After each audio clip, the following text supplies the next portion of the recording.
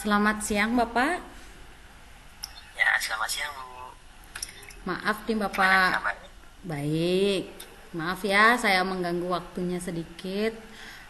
Saya ingin membicarakan sesuatu masalah yang ada di saya sendiri. Itu menurut saya. Saya ingin ngobrol sedikit dengan Bapak. Terima kasih ini sudah meluangkan waktunya untuk saya dan Bapak bisa berdiskusi. Oke, baik Bu, baik Bu. Nah, kira-kira apa sih pertemuan kita, apa namanya, apa tujuan pertemuan kita hari ini Bu? Ini loh Pak, saya minggu depan saya kan akan mengajar barisan aritmetika, barisan dan deret aritmetika.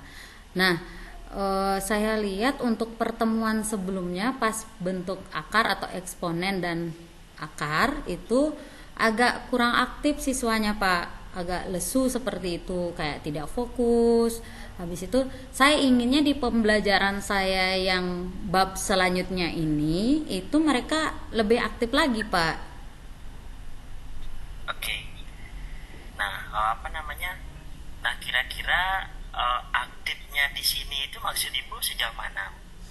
Nah ini loh Pak, ketika pembelajaran sebelumnya saya kan bertanya Ya. 2 pangkat 3 itu berapa ya nak? Ada yang menjawab langsung 6, tetapi ada juga yang diam. Sudah saya tanyakan di mananya tidak paham, diam juga kadang-kadang gitu. Biasanya kan apa namanya siswa-siswa yang tahun lalu itu lebih aktif Pak, atau mungkin karena pandemi ya saya nggak tahu juga, dia jadinya kurang aktif, masih lesu gitu ke saya lihat. Habis itu kurang fokus seperti itu Pak. Oh iya. Nah, apa namanya? Nah, kira-kira apa sih kemungkinan yang bisa Ibu ambil untuk gini, apa namanya? Untuk menjadikan siswanya lebih aktif?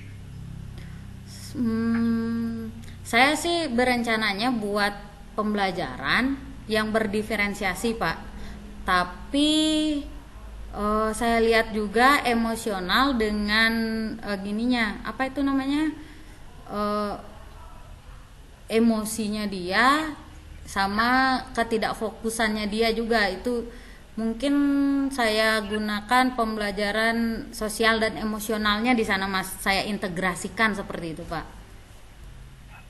Oke. Nah, jadi eh, setelah yang perhatikan, Ibu Desa ada rencana untuk menerapkan pembelajaran emosional yang Ibu anggap sebagai salah satu hambatan seperti itu ya. Ya Bapak. Nah, selain itu kira-kira ada nggak rencana yang bisa Ibu Desa terapkan untuk mencapai tujuan Bu Desa? Nah ini Pak, rencananya karena apa namanya, eh, pembelajaran itu kan bab baru. Nah saya kan bisa Ya. saya bisa melakukan seperti ya diferensiasi konten lah Pak. Kan waktu ini kita sempat gini, sempat apa namanya online. Nah saat online itu saya sudah buat media pembelajaran untuk pas materi ini, materi barisan aritmatika. Nah rencana saya maunya saya gunakan pertama video, setelah itu PowerPoint. Selain PowerPoint ada modulnya juga dan mungkin audio ya Pak. Audio itu yang belum saya siapkan, maunya saya siapkan audionya juga. Kan jadinya tercover nih seluruh murid yang ada, seluruh murid yang ada dengan kebiasaan belajar mereka. Nah, tapi sebelum itu saya harus tahu bagaimana sih gaya belajar mereka itu. Kira-kira saya gunakan gini Pak, apa namanya, tes diagnostik. Nah ya tes awal, saya lakukan tes awal sebelum pembelajaran, mumpung ini akan belajarnya hari Jumat kan masih ada waktu nih, dari Selasa, Rebo sampai hari Kamis. Nah besok rencananya saya akan buat tes awal. Setelah itu saya akan memetakan tentang kesiapan belajarnya dulu, dan apa ya lagi satu, oh ya dengan ini lagi satu Pak, apa namanya, gaya belajarnya. Nah seperti yang saya sebutkan tadi. Lalu untuk apa ya, sosial emosionalnya ya hampir lupa saya, itu sosial emosionalnya kira-kira saya misalkan sudah lihat siswa itu tidak fokus. Nah, di tengah-tengah pembelajaran itu saya mungkin bisa kasih teknik stop itu loh Pak. Yang diam sejenak, habis itu pejamkan mata, setelah itu bayangkan, merefleksikan diri apa sih yang siswa rasakan, habis itu apa yang mereka pikirkan seperti itu, baru dituangkan dalam bentuk tulisan atau kertas boleh, nanti dikumpulkan agar tahu juga apa gininya. Setelah itu baru kita lanjut ke pembelajaran seperti itu. Kira-kira Pak bisa ya? Ya, oke. Nah, kira-kira dari proses yang panjang tadi, Bu, Ibu Desa punya nggak kira-kira bayangan ukuran keberhasilan rencana Bu Desa itu seperti apa?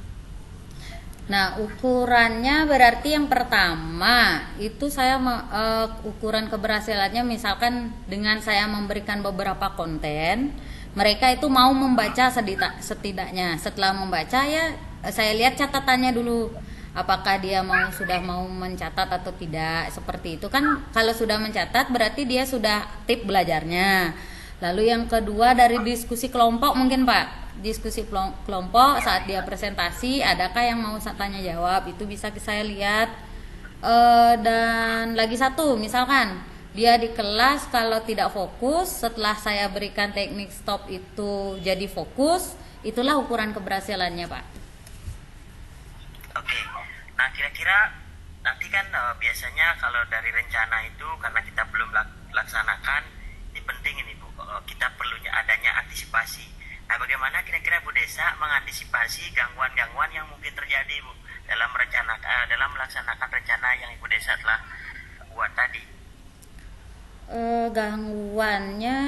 Gangguannya paling antara muridnya Pak, karena kita kan biasanya belajar guru saya sendiri, lalu ada muridnya itu terkadang mungkin saja sudah ada yang fokus tapi teman yang lain dia mengganggu itu misalkan. Nah, kalau misalkan terjadi seperti itu, maunya saya dekati siswa tersebut, lalu saya katakan, nah kamu seharusnya belajar seperti temannya, jangan diganggu temannya seperti itu dulu Pak. Melakukan pendekatan itu aja sih dulu Pak. Oh iya, oke. Nah, jadi setelah bisa mengantisipasi, kira-kira komitmen Ibu terhadap rencana aksi yang telah dirancang itu seperti apa? Komitmen saya mungkin saya nanti bisa bicarakan lagi kepada Bapak Pak. Kan sekarang masalahnya belum berjalan. Nah, setelah berjalan saya maunya ya ngobrol-ngobrol santai ginilah sama Bapak lagi, agar saya juga bisa saling sharing juga dengan Bapak, bagaimana, apakah menurut Bapak juga itu sudah berhasil atau tidak, seperti itu Pak. Oke. Nah, kira-kira di sekolah Ibu Desa kan ada beberapa rekan-rekan yang satu mata pelajaran, atau kira-kira ada nggak rekan yang bisa membantu Bu Desa untuk mencapai rencana aksi yang telah dirancang tadi? Ada Pak. Kebetulan di sini banyak sih guru matematika, ada 5 orang termasuk saya sendiri dan kepala sekolah. Mungkin saya minta bantuannya antara 3 orang itu Pak Dewo lah. Pak Dewo itu biasanya lebih dekat dengan saya dalam saling diskusi karena kita sama-sama mengajar di kelas 10. Itu yang akan saya mintai pendapat, saran, sharing tentang pembelajaran yang akan saya lakukan ke depannya juga Pak. Nah, jadi kira-kira bagaimana sih Bu Desa tindak lanjut dari sesi coaching kita hari ini? Gini Pak, untuk tindak lanjutnya nanti saya akan buat refleksi Pak. Saya akan buat refleksi tentang apa yang sudah berjalan hari Selasa, Rabu, Kamis, dan Jumat. Jumat kan poinnya di hari Jumat, poinnya saya melakukan pembelajaran itu. Nanti sekitar hari Sabtu saya minta waktunya Bapak untuk membicarakan hasil refleksi saya itu Pak. Ya, oke. Nah, kira-kira dari pembicaraan kita dari awal tadi yang kurang lebih sudah hampir 10 menitan Bu Desa, apa yang Bu Desa dapatkan kira-kira?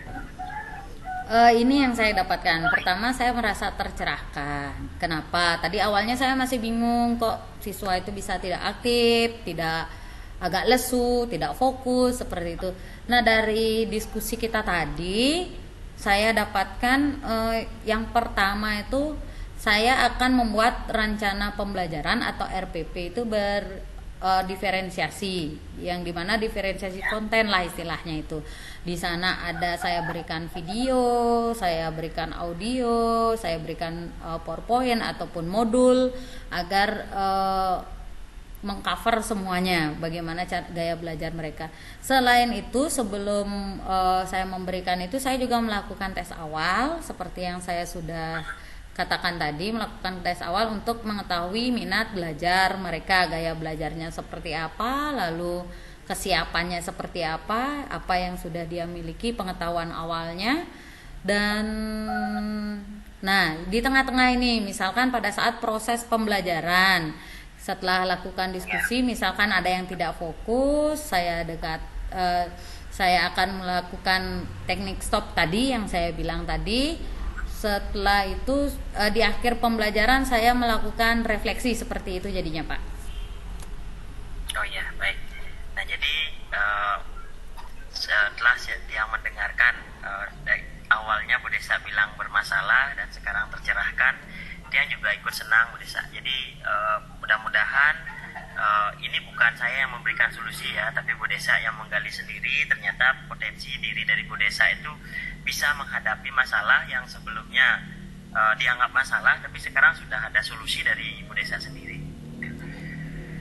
Baik Bapak, saya juga senang Pak. Ternyata pemikiran-pemikiran saya itu sebelumnya tidak terpikirkan gitulah istilahnya. Setelah Bapak kasih pertanyaan-pertanyaan seperti yang tadi, itu jadinya saya tahu apa sih yang harus saya lakukan, selanjutnya bagaimana, habis itu mengatasi gangguan-gangguan yang ada seperti itu.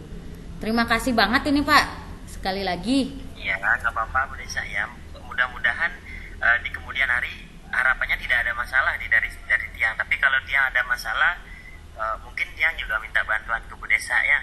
Untuk baik Bapak. Mudah-mudahan awalnya Tiang anggap masalah, tapi setelah Bu Desa kita berdiskusi ya seperti hari ini bisa juga tercerahkan diri saya. Baik Bapak, terima kasih Bapak. Ingat ya Pak ya, lagi 1 minggu, hari Sabtu loh.